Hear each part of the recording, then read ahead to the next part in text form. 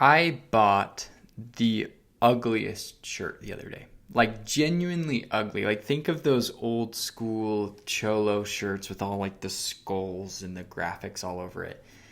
And why did I buy it? Well, because I saw someone on TikTok wear it and I thought it was kind of tough.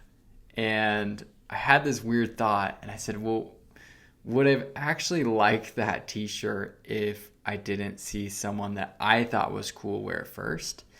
And I think that sounds kind of like a dumb question, but dude, it took me through a little bit of a rabbit hole. And I started wondering, like, how much of my personality is actually mine?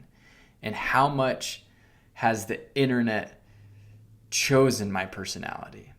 And so fashion is kind of what made me notice it. I love clothes. I love trying on weird stuff. I like being slightly ahead of what everyone else is wearing.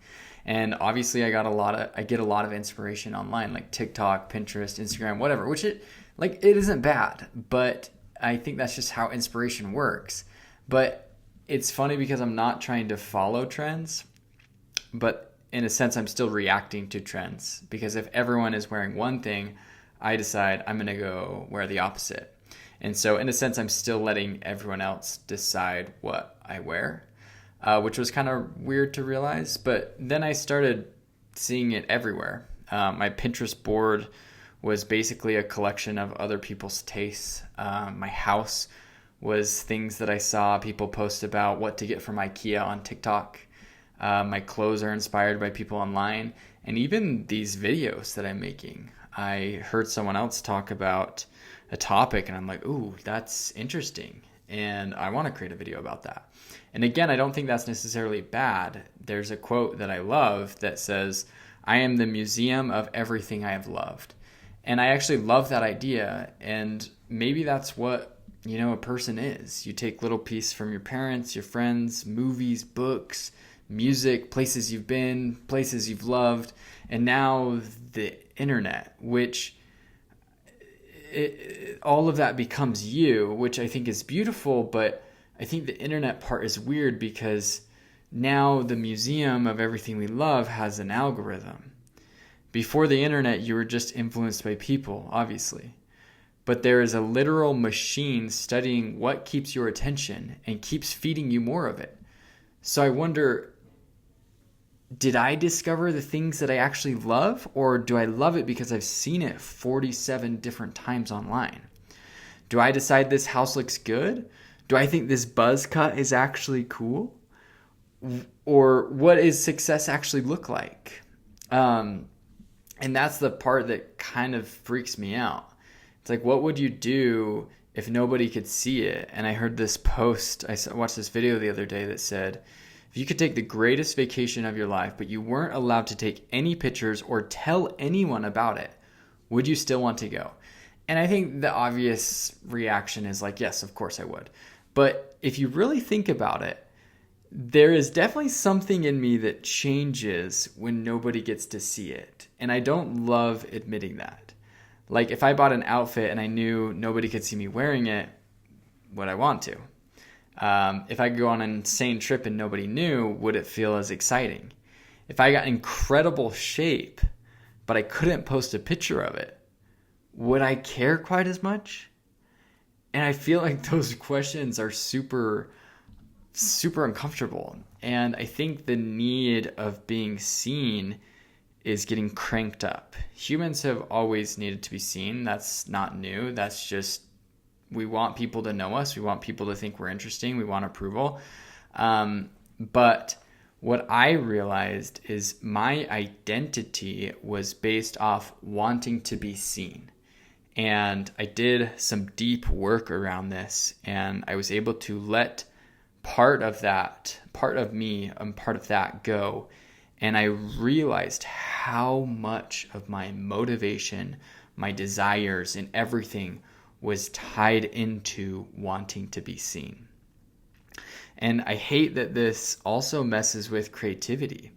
Because if I have an idea, I immediately start asking, would people click on this? Has somebody already made this? What title would perform? What format is working right now? And again, those are useful questions, but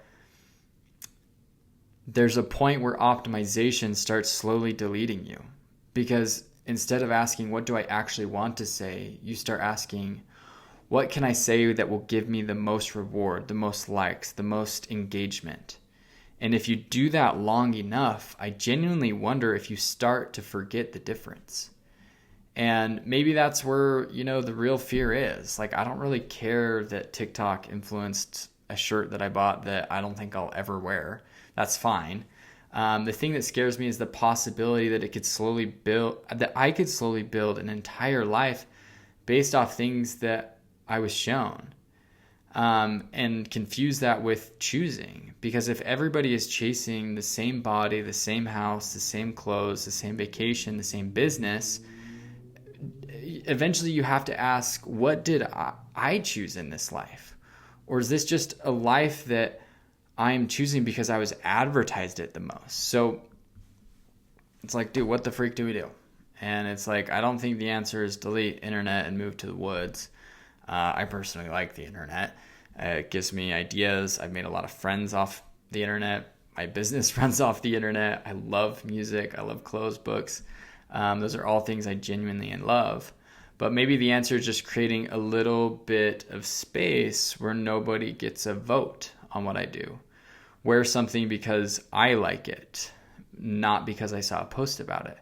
Go somewhere and don't document it. Have a hobby that doesn't make money. Read something because you're curious, not because someone said it will change your life. I struggle with this one. I always look up book reviews, and I'm only reading like the top books, but it's like, what if I just went to the library and just like picked up a book I thought was interesting and just read it without any reviews, without knowing anything about it? That would be kind of crazy.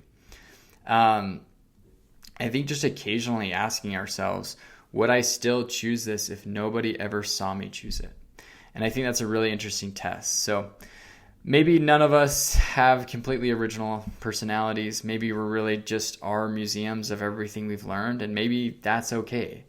I just want to make sure that I'm actually choosing what I put inside that museum, because the internet is getting really good at choosing that for me. And I'm a little scared if I'm not paying attention. One day I'll look around at my clothes, my house, my goals, my opinions, my literal entire life, and realize that none of it is actually mine. It has all been chosen for me.